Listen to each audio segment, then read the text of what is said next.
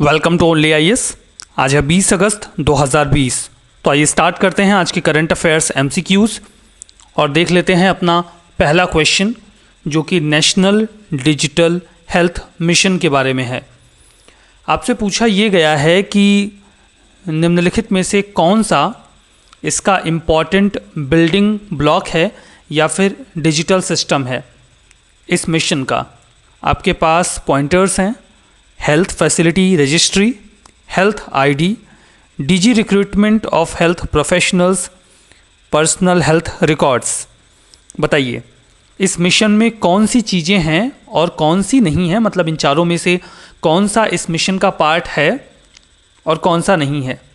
अगर आपने टॉपिक पढ़ा होगा तो आपने अपना जवाब भी सोच ही लिया होगा। ये जो तीसरा है, DG recruitment of health professionals, that is not part of national digital health mission. और अगर आप 3 को क्रॉस करेंगे तो आपके ये तीनों ऑप्शन क्रॉस हो जाएंगे और सही जवाब निकल के आ जाएगा ए 1, 2 एंड 4। थर्ड ऑप्शन गलत है क्योंकि डिजिटल रिक्रूटमेंट का ऐसा कोई प्रावधान नहीं है इस मिशन में। ये न्यूज़ में इसलिए था बिकॉज हमारे प्राइम मिनिस्टर ने अभी national digital health mission independence day के मौके पर लॉन्च किया है। ये एक प्रकार का वॉलंटरी हेल्थ केयर प्रोग्राम है जिसके मदद से हम जो गैप है वेरियस स्टेक होल्डर्स के बीच में, लाइक डॉक्टर्स, हॉस्पिटल्स और बाकी के जो हेल्थ केयर प्रोवाइडर्स हैं, उनके बीच के इस गैप को हम दूर करने का प्रयास करेंगे। कई सारे कंपोनेंट्स हैं, 6 की बिल्डिंग ब्लॉक्स इसके बताए गए हैं। Those are health ID, DigiLocker, health facility registry, personal health records, e pharmacy और टेलीमेडिसिन। इसमें एक 14 डिजिट का सीरियल नंबर दिया जाएगा पेशेंट वगैरह को, जिसमें उनकी सारी इन्फॉर्मेशन होगी, मेडिकेशन वगैरह सब कुछ। नेशनल हेल्थ अथॉरिटी इस मिशन को इम्प्लीमेंट करेंगे। जो अगला प्रश्न है वो पखोई वाइल्ड लाइफ सेंचुरी के बारे में है। आपसे पूछा गया है कि ये कहाँ है। ये क्वेश्चन जो है वो यूपीएससी ने पूछा था।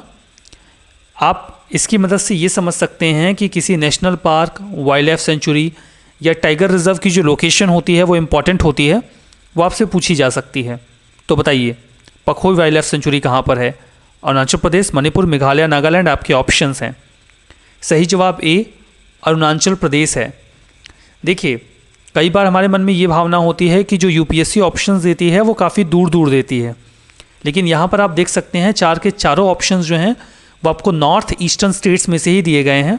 मतलब ऐसा नहीं कि उन्होंने कोई एक स्टेट नदर्न इंडिया का या कोई एक सदर्न इंडिया का दिया हो, ऐसा बिल्कुल नहीं है। तो यूपीएससी समटाइम्स आपको क्लोज ऑप्शंस भी देती है और आपको उसके लिए तैयार रहना चाहिए। पखोई वाइल्ड लाइफ सेंचुरी को ही पक्के टाइगर रिजर्व के नाम से भी जाना जाता है। इनफैक्ट इसे शुरू में 2001 में वाइल्ड लाइफ सेंचुरी डिक्लेयर किया गया था और उसके 1 साल बाद 2002 में इसे टाइगर रिजर्व का दर्जा दिया गया। इसने 2016 में इंडिया बायोडाइवर्सिटी अवार्ड को भी जीता था। अगर आप रिवर्स की बात करें जो इसके आसपास हैं, तो बरेली या फिर जिसे आप कामेंग रिवर बोलते हैं, ये इस टाइगर रिजर्व के वेस्ट और नॉर्थ में पड़ेगा, जबकि जो पक्के रिवर है ये इसके ईस्ट में पड़ेगा, जिससे ये अपना नाम डिराइव करता है। ये eastern Himalaya Himalaya biodiversity hotspots के रीजन में आता है। ठीक है, यहाँ पर आपको हॉर्नबिल स्पीसीज़ देखने को मिल जाएगी, जो 4 प्रकार की हैं वो यहाँ पर आपको देखने को मिल जाएंगी। इन्फॉर्मेशन ये है कि जो ग्रेट हॉर्नबिल है वो अरुणाचल प्रदेश और केरला दोनों की ही स्टेट बर्ड है और IUCN की रेड लिस्ट में वल्नरेबल है। अगले क्वेश्चन में 3 स्टेटमेंट आपके सामने हैं। पहला स्टेटमेंट ये है कि एशियाटिक लॉयन नेचुरली केवल इंडिया में पाए जाते हैं। दूसरा ये है कि लॉयन टेल्ड मकाक जो है वो नेचुरली केवल इंडिया में पाया जाता है। और तीसरा स्टेटमेंट भी सिमिलर है, 1 हॉर्न जो राइनोस हैं वो भी नेचुरली केवल इंडिया में ही पाए जाते हैं। देखिए इस नेचर का प्रश्न यूपीएससी पूछ चुकी है। आप बिल्कुल इसे ऐसे मत लीजिएगा कि 3 के तीनों स्टेटमेंट सिमिलर हैं, केवल जीवों के या फिर जो एनिमल्स हैं उनके नाम बदल के। सिमिलर नेचर का क्वेश्चन यूपीएससी ने पूछा था, दैट्स वाई ये आपके सामने रखा गया है।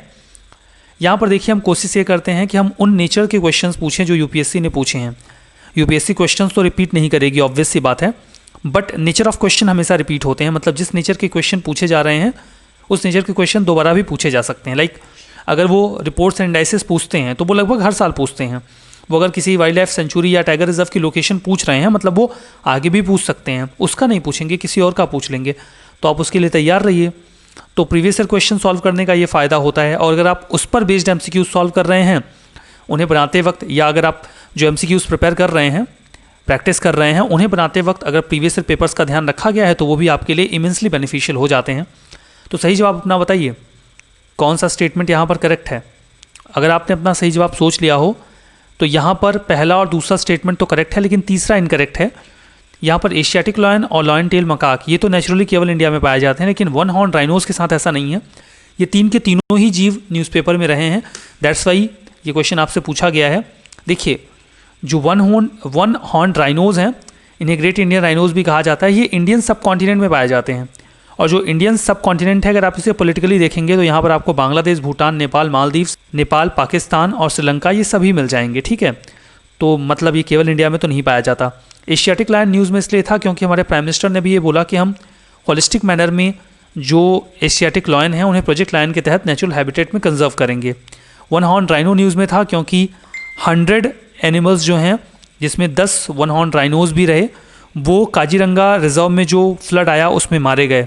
लॉयन टेल मकाक न्यूज़ में इसलिए था क्योंकि सेंट्रल गवर्नमेंट ने भी नोटिफाई किया है ESZ इको सेंसिटिव जोन को कुद्रेमुख नेशनल पार्क में, जहाँ पर लॉयन टेल मकाक बड़ी संख्या में पाए जाते हैं। तो तीन के तीनों ही न्यूज़ में रहे थे, दैट्स वाई ये क्वेश्चन फ्रेम किया गया है। अगला प्रश्न AUM के बारे में है। हाल ही में न्यूज़ में देखा गया, ये एक इंडिजीनियस फोटोनिक सिस्टम है। ये क्या मॉनिटर करेगा? Carbon footprint level, agricultural waste, air quality parameters या फिर फास्ट रेडियो बर्स्ट।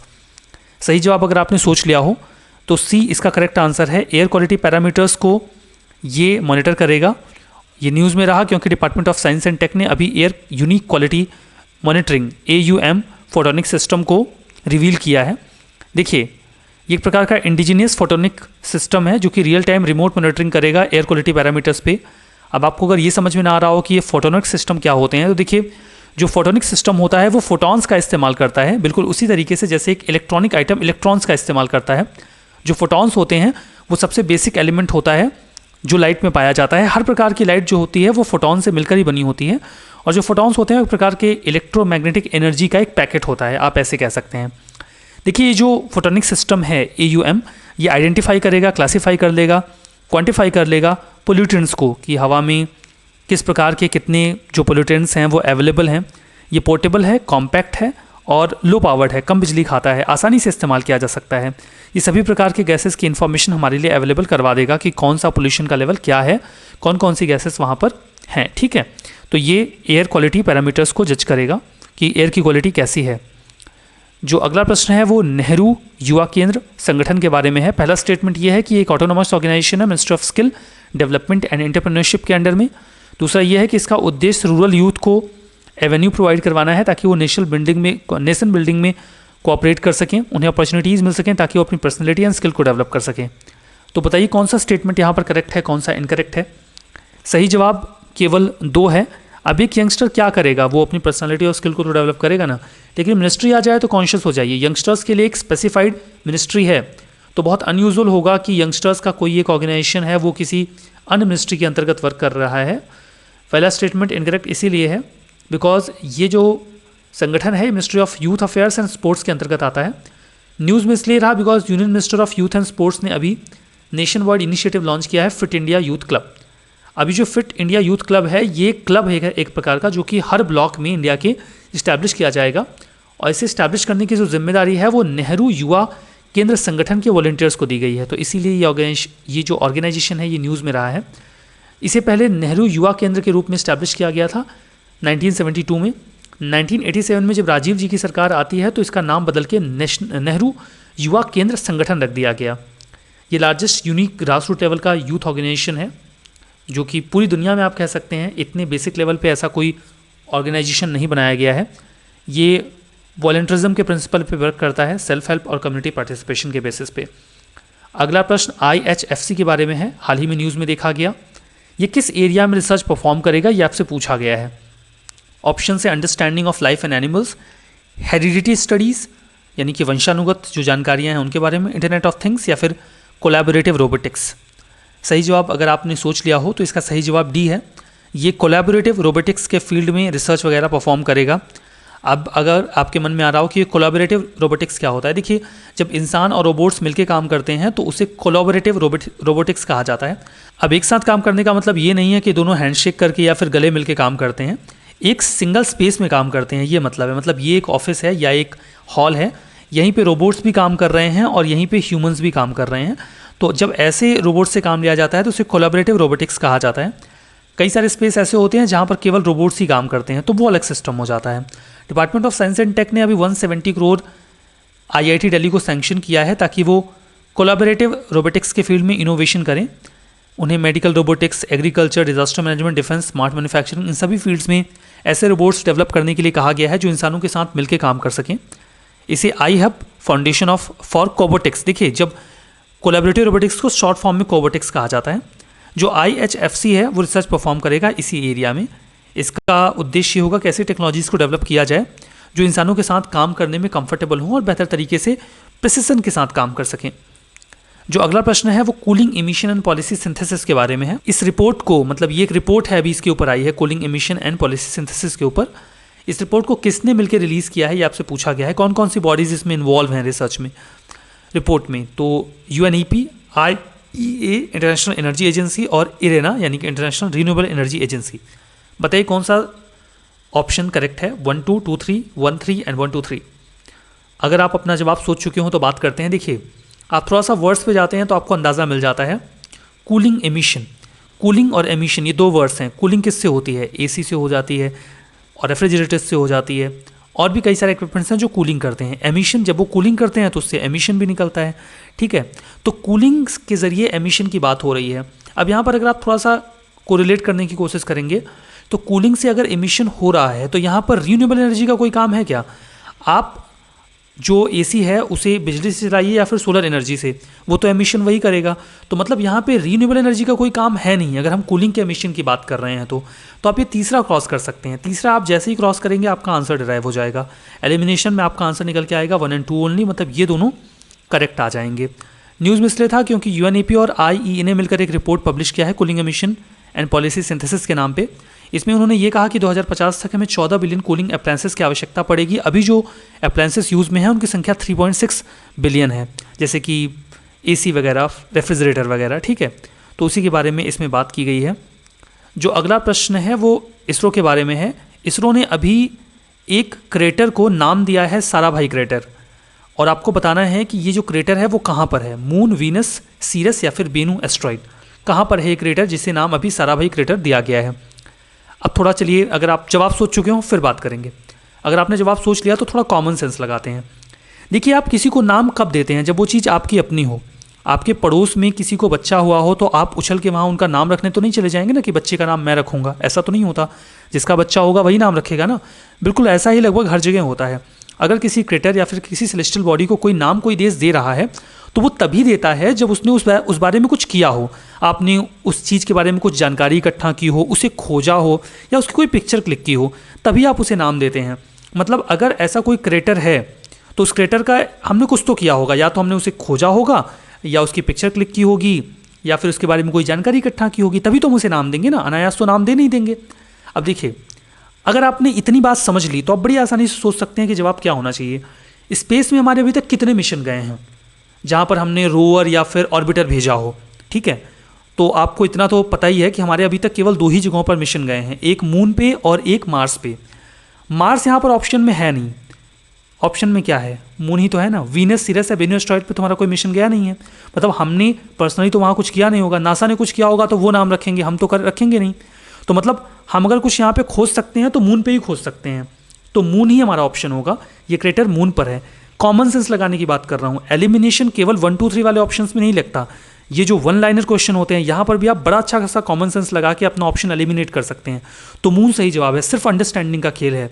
और जो लोग ये 40% के ऊपर जाके 60%, 70% स्कोर करते हैं वो कॉमन सेंस से ही क्वेश्चन सॉल्व करते हैं और उसमें आपकी प्रीवियस इन्फॉर्मेशन आपको हेल्प करती है। तो मून आपका करेक्ट आंसर है यहाँ पे। जो इसरो है उसने इस क्रेटर का नाम दिया है। चंद्रयान 2 का जो ऑर्बिटर है उसने इसकी पिक्चर क्लिक की थी, दैट्स वाई हम इसका नाम रख रहे हैं विक्रम साराभाई जी के नाम पर। डॉक्टर विक्रम साराभाई जो कि बहुत ही एमिनेंट साइंटिस्ट रहे हैं इंडिया के। ये 300 किलोमीटर ईस्ट में है, जो अमेरिका के अपोलो 17 की लैंडिंग साइट थी, और लूना 21 जो सोवियत मिशन था उसकी लैंडिंग साइट से 1.7 किलोमीटर डेप्थ है इसकी। बस ये इन्फॉर्मेशन बहुत इंपॉर्टेंट नहीं है। देखिए कल जो सर हैं जिन्होंने ये सीरीज डिस्कस की थी, क्वेश्चंस डिस्कस किए थे, वो आपको मैपिंग का जो क्वेश्चन है उसका जो टॉपिक है वो बताना भूल गए थे। तो इसीलिए मैंने यहाँ पर आपके लिए कोई नया क्वेश्चन नहीं रखा है, सिंस आपने कोई नया टॉपिक प्रिपेयर नहीं किया होगा, आपको बताया नहीं गया था। तो मैं उन्हीं टॉपिक्स पर क्वेश्चन आपके सामने रख रहा हूँ जो पहले हमने पढ़े हुए हैं। आपके पास 3 रिवर्स हैं, आपको बताना है कि इनमें से कौन सी ट्रांस बाउंड्री रिवर है इंडिया और म्यांमार के बीच में। इसका मतलब ये है कि ये नदी इंडिया और म्यांमार दोनों में फ्लो करती है। कलादान, तीस्ता और कर्नाफुल, ये आपके ऑप्शंस हैं। सही जवाब इसका कलादान है। कलादान ही एक ऐसी नदी है जो कि इंडिया और म्यांमार दोनों में फ्लो करती है। ये इंडिया के मिजोरम स्टेट में फ्लो करते हुए जो म्यांमार का चिन और रखाइन स्टेट है वहाँ पर जाती है, वेस्टर्न म्यांमार में। इसे छिमतुपुई रिवर कहा जाता है इंडिया में। ये इंटरनेशनल बॉर्डर बनाती है इंडिया और म्यांमार के बीच में। तीस्ता नदी की बात करें तो ये इंडिया और बांग्लादेश के बीच में बॉर्डर बनाती है, और कर्नाफुली भी इंडिया और बांग्लादेश के बीच में ही बॉर्डर बनाती है। तो म्यांमार का यहाँ रोल नहीं है, तो 1 ओनली करेक्ट आंसर होगा। यहाँ पर 4 कंट्रीज़ के नाम आपके सामने हैं, पराग्वे, बोलीविया, पेरू और वेनेजुएला। आपसे पूछा गया है कि कौन सा इसमें से लैंड लॉक्ड है। सही जवाब बताइए। इसका जो सही जवाब है वो बी है, 1 और 2 ओनली। देखिए मैप देखिए सिंपली, ये है बोलीविया और ये है पराग्वे। साउथ अमेरिका में इन दोनों देशों को छोड़कर और कोई भी देश लैंडलॉक्ड नहीं है, बाकी सारे समंदर को टच करते हैं। तो यही सही जवाब है, बोलीविया और पराग्वे। ठीक है, कोर्सेस अवेलेबल हैं OnlyIAS पे, आप इन्हें video.onlyis.in पे जाके एक्सेस कर सकते हैं। कल के मैपिंग के पार्ट में आप वेजिटेशन तैयार रखिएगा, वो फॉरेस्ट वगैरह जैसे डेसिडुअस फॉरेस्ट, रेन फॉरेस्ट, इन सब के बारे में पढ़ के रखिएगा। इनकी लोकेशन पर स्पेसिफिक रहिएगा और थोड़ी बहुत इन्फॉर्मेशन भी देख लीजिएगा, इस पर आपसे प्रश्न पूछेंगे। अपना स्कोर कमेंट बॉक्स में ज़रूर बताइएगा। इस सेशन में बस इतना ही। Thank you very much.